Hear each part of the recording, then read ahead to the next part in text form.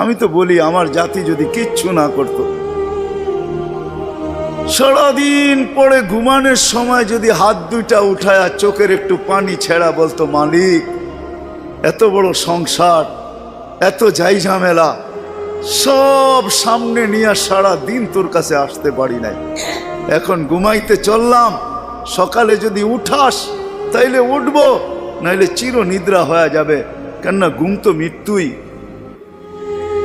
ঘুম তো মারা যাওয়াই, নাইলে ঘুমের থেকে ওঠার দোয়া এটা কেন হবে?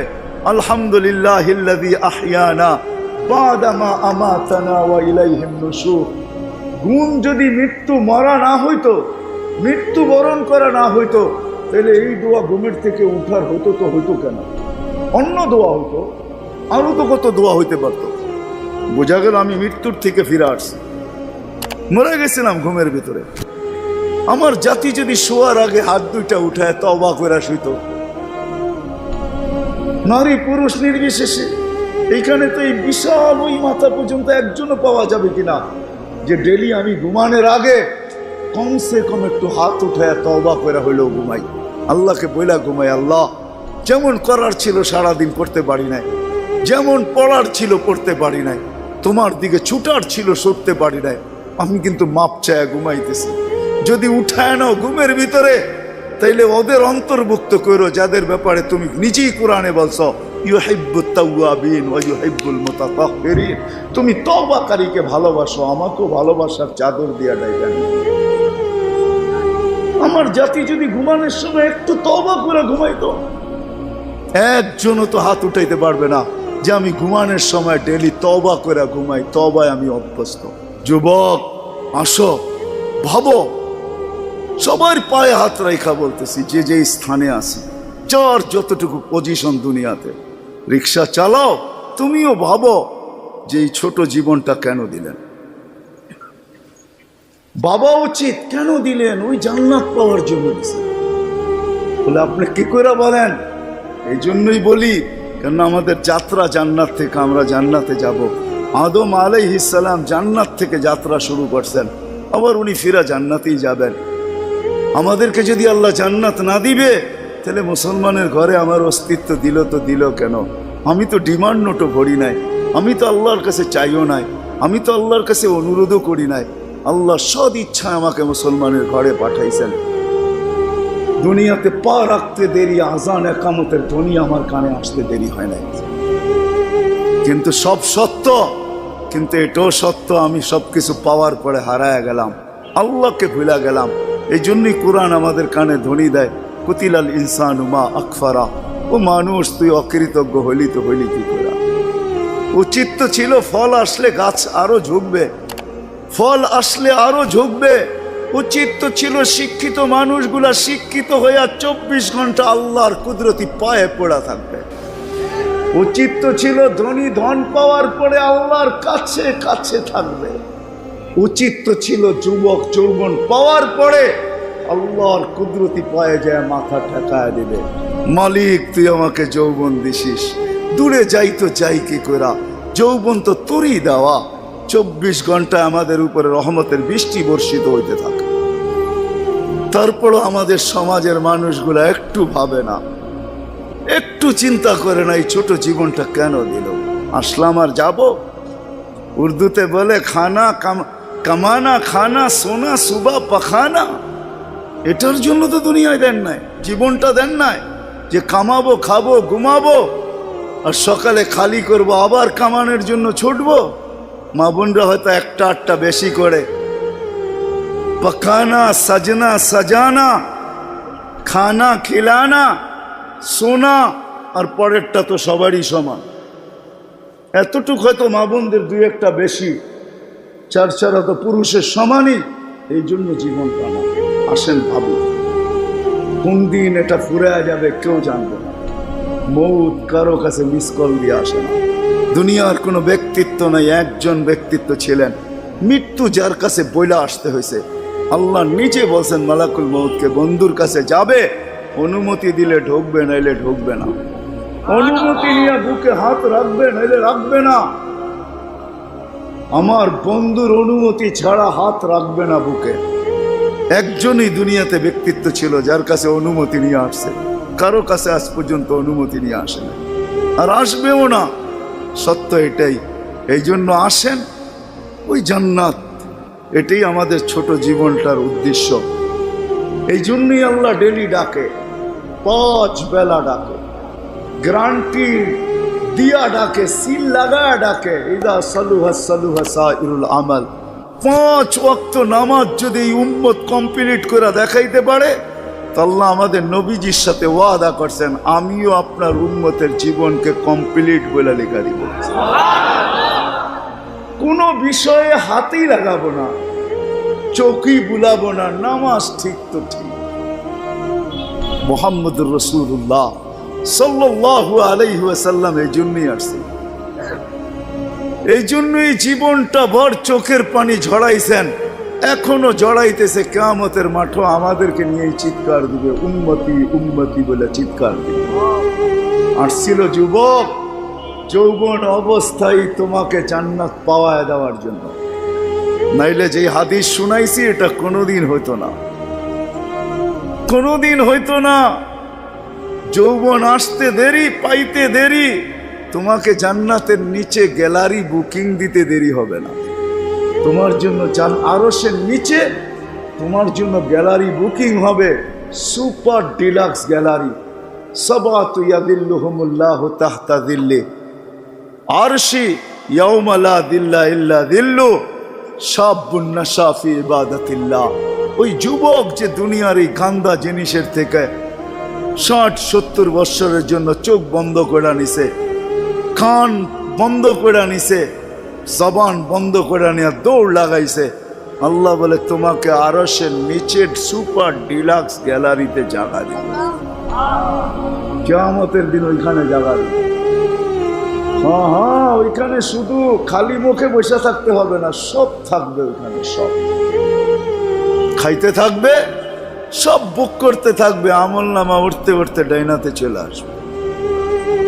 তোমার যাইতেও হবে না, উঠতে উঠতে ফেরেশতা নিয়ে আসবে হাতে, ডাইন হাতে। আজকে যেরকম ছক্কা মারলে তোমরা বাজার গরম করে ফেলো, মহল্লা গরম করে ফেলো, ঠিক না? আরে বোঝো তো আমার কথা। তার ছক্কা ক্রিকেটে দেখো না, মাঝে মাঝে তোমাদের পছন্দের প্লেয়ার যদি ছক্কা মারে বা টিম যদি ছক্কা মারে, তাহলে পুরো বাজার গরম করে ফেলো, ঠিক না? আমল নামা ডাইনাতে আসতে দেরি, আরশের নিচ গরম করতে দেরি করবে না। হ উমুকরা উ কিতাবিয়া বলে একটা চিৎকার দিবে, আরশ পর্যন্ত কাইপা উঠবে। আল্লাহ মুস্কি মুস্কি হাসবে যে দেখো কি চিৎকার দিতেছে। ডাইনাতে চলে আসবে, আম্মা মান উতিয়া কিতাবাহু বিয়ামিনি। ডাইনাতে আসতে দেরি, চিৎকার দিতে দেরি হবে না। এটা চিৎকার, খুশির চিৎকার, উমুকরা ও কিতাবিয়া। আর শুধু এটাই না, ওইখানে যে নাস্তাও খাবে। বললাম না খাওন আছে, খাওন আরশের নিচে। জান্নাতের মাছের কলিজার কাবাব আর জান্নাতের রুটি খাওয়াবে। ফেরেশতারা আইসা বলবে আল্লাহর ওলি দুপুরের খানা জান্নাতে খাইতে হবে। এইখানে বৈশা বৈশা একজন আরেকজনের দেখায় সময় কাটাইলে চলবে না। জিজ্ঞাসা করবে কি পাকাইছে আল্লাহ দুপুরে? যাবাহা লাকুম সাওরাল জান্নাত, জান্নাতের ষাঁড় জবাব। জিজ্ঞাসা করবে কোথার থেকে আনছে? আমাদের আমিন বাজার মিরপুর থেকে। কেনা রব্বা হাফি আকনাফিল জান্নাহ, জান্নাতের কোনায় কোনায় বিচরণ হয়ে বড় হয়েছে। জিজ্ঞাসা করবে কি গাছ খাওয়াইছে আল্লাহ? ফেরেশতারা বলবে হাশিশ আর জাফরান, পিওর জাফরানের গাছ খাওয়া বড় হয়েছে। বর্ণনা শোনার পরে মুখে পানি এসে পড়বে, উঠবে জান্নাতে যাওয়ার জন্য, উঠতে দেরি। নূরুহুম ইয়াসা, ওই দিন নামাজের মজা বুঝে আসবে, ওই দিন উজুর মজা বুঝে আসবে।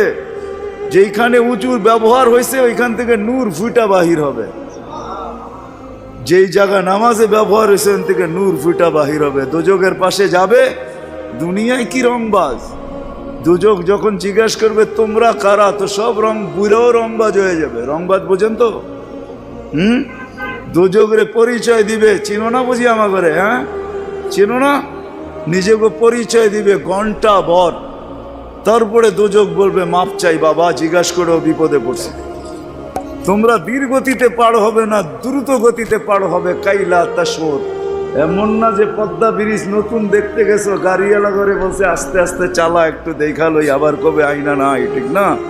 ওটার ভিতরে লেখা আছে কিন্তু কত মাইল স্পিরিটে চালাইতে হবে, এর চেয়ে কম দাঁড়াইলে খবর আছে, সিসি ক্যামেরা লাগাইয়া দিছে। কিন্তু দুযোগও বলবে দীর্ঘতিতে যেও না, আগুন নিভা যাবে, তোমরা এরম দত্তিতে পার হবে যে খবরই না হয়, উঠবে আর ওই পারে যে ঠক করে লেগে যাবে। আর ফেরেশতারা প্রটোকল দেওয়ার জন্য দাঁড়ায় থাকবে। ওয়াসিকাল্লাযীনা তাকাউ রাব্বাহুম ইলাল জান্নাতি সুমারা হাত্তা ইযা জাউহা ফুতিহাত আবওয়াবুহা ওয়া ক্বালা লাহুম খাজানাতুহা সালাম। ফেরেশতারা প্রটোকল দিবে, বলবে চিরদিনের লেগে ঢোকো জান্নাতে। আমাদের নবীজি এটাও জানায় দিয়েছেন এই উম্মতকে, শুধু আমাদের নবীজি আর এই উম্মতকে, যুবক তোমাদের জান্ডা কিন্তু হাসান হুসাইনের হাতে থাকবে, মজা অন্যরকম হবে। মা বোনদের জান্ডা ফাতেমা রাদিয়াল্লাহু তাআলা আনহার হাতে থাকবে। আমাদের বয়স্কদের জান্ডা আবু বকর আর ওমর রাদিয়াল্লাহু তাআলা আনহুমার হাতে থাকবে।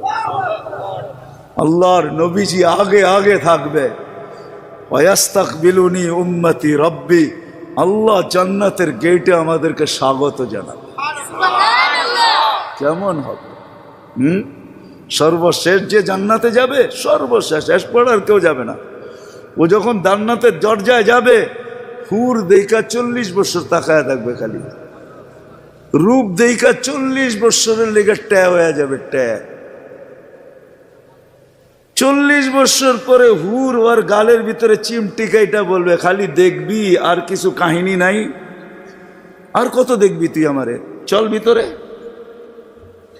ওই জান্নাতের জন্য ছোট জীবনটা দিছে। ওটার জন্যই যার কাছে যে যেই অবস্থানে, এই অবস্থানটা ওই জান্নাতের জন্য কাটাবে কিভাবে, এটার জন্য মুহাম্মাদুর রাসূলুল্লাহ সাল্লাল্লাহু আলাইহি ওয়াসাল্লাম। আমি তো বলি যুবক, হায় এই জীবনে তো কতবারই চুল কাটলা, ঠিক না? কাটো নাই চুল? হ্যাঁ, কমসে কম তো ঈদে কাটো, ঠিক না? আজ পর্যন্ত সেলুনে যে কোনোদিন বলছো যে আজকে তোদের যতগুলা ডিজাইন আছে এগুলো সরা? ও যদি বলে তোর মাথায় কি হলো, কয় না না সরা তুই এই ডিজাইন। আজকে আমি নিয়ত করে আসছি আমার চুল কাটবো আমার নবীর ডিজাইনে, আমাকে কাটা দিবি। একজন যুবক দেখুক, বলুক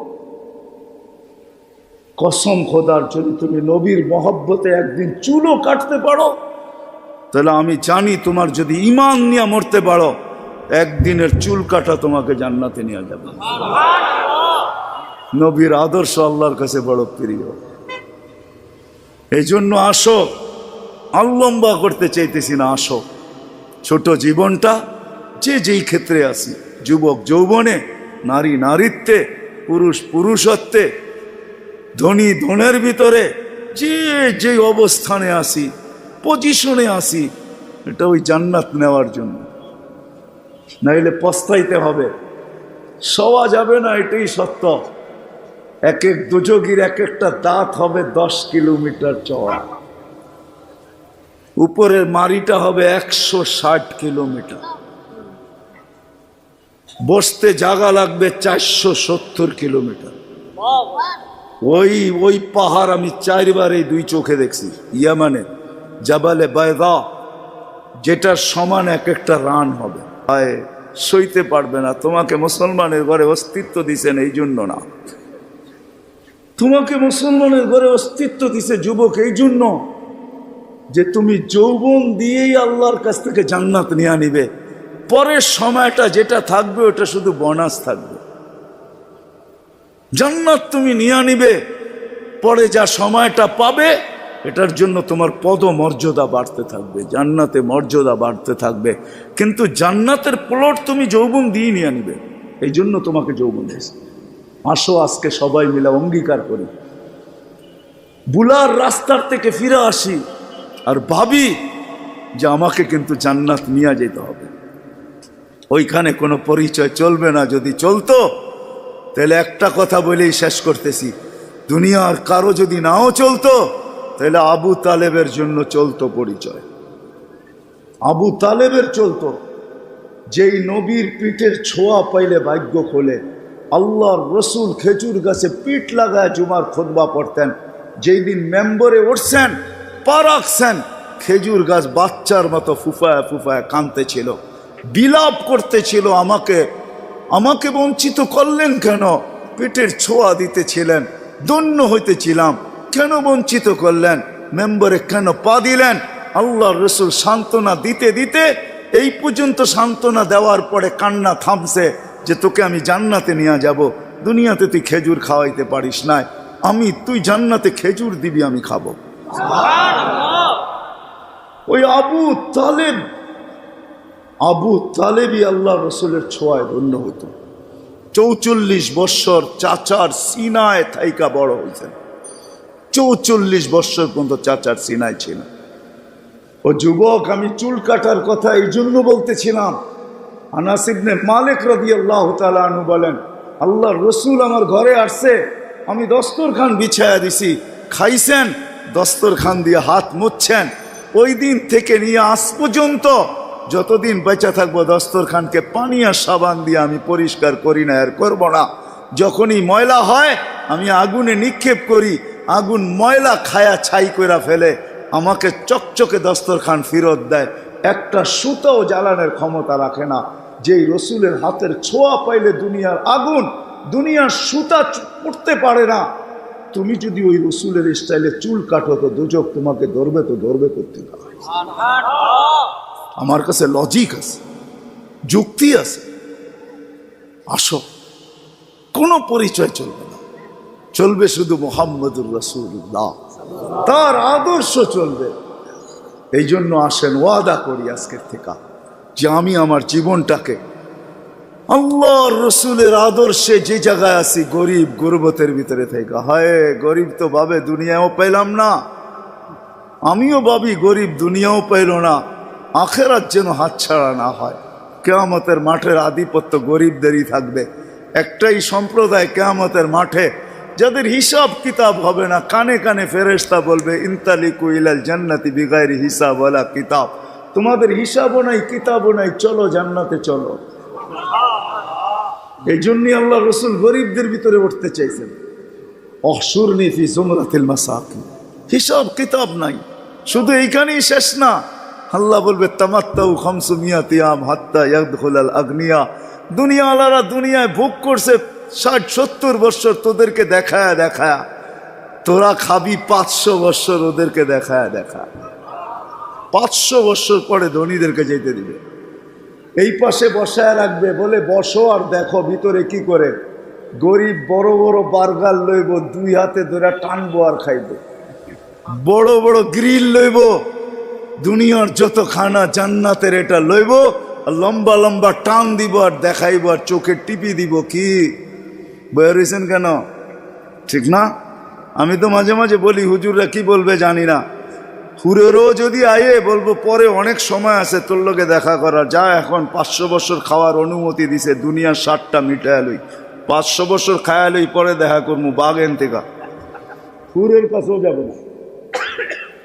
আল্লাহ ওই গরিবকেও ওই ক্ষেত্র দিছেন, ধনীর জন্যও দিছেন। ধনীর জন্য যে দেন না এমন না, তাহলে ফুসাইল ইবনে ইয়াজ রহমতুল্লাহ আলাইহি বলতেন না, আমাদের সমাজের বিত্তশালীরা যদি গরিবের বাড়িতে যায় আর যা তালাশ করে কার ঘরে কি পাক হইল কি হইল না, আল্লাহর রসুল বলে তুবাল আমির আলা বাবিল ফকির, এর চেয়ে উত্তম ধনী কেউ নাই যে গরিবের দরজায় যায় খটখটায়। ফুসাইল ইবনে ইয়াজ বলে তুমি 1 লোকমা ক্ষুধার্তের মুখে উঠায় দিবা, লোকমাতুন ফি বাতনিন যায় খায়রুম মিন বিনাই জামে, একজন আল্লাহর ঘর বানায় যা না পাবে, তুমি গরিবের ক্ষুধার্তের মুখে 1 লোকমা উঠায় দিয়ে এর চেয়ে বেশি সওয়াব পাবে। আল্লাহর ঘর বানাইলে জান্নাত পাওয়া যায়, গরিবের মুখে 1 লোকমা খানা উঠায় দিয়েও জান্নাত পাওয়া যায়। হাদিসে কুদসি আছে, আল্লাহ বলে আমি ক্ষুধার্ত ছিলাম, তুমি কেন খাওয়াইলে না? তো বান্দা বলবে আপনি, সুবহান, আপনি আবার ক্ষুধার্ত? তা আল্লাহ মানুষ সামনে নিয়ে আসবে, এ ক্ষুধার্ত ছিল, তোমার কাছে হাত পাচ্ছে, তুমি ধাক্কা দিয়া বাহির করে দিছ, একে খাওয়াইলে আমাকে খাওয়ানো হতো। জিজ্ঞেস করেন হাদিস আছে না নাই? আমি কাপড়হীন ছিলাম, তুমি কেন আমাকে কাপড় পরাইলে না? ধনীকেও ধন দিছেন এই জন্য, শিক্ষিতকেও শিক্ষা দিছেন এই জন্য। আসেন, অর্জন করব তো, শিখবো তো, পাক্কা ওয়াদা? নামান সর্বশেষ ওয়াদা, আজকের থেকে নামাজ ছাড়বো না। ওয়াদা, কিন্তু ওয়াদা হইলে উঠান, নাইলে উঠান না। আজকের থেকে নামাজ কোনো মতে ছাড়বো না। আর সর্বশেষ কথা, আলেম ওলামাদের কাছ থেকে শিখ।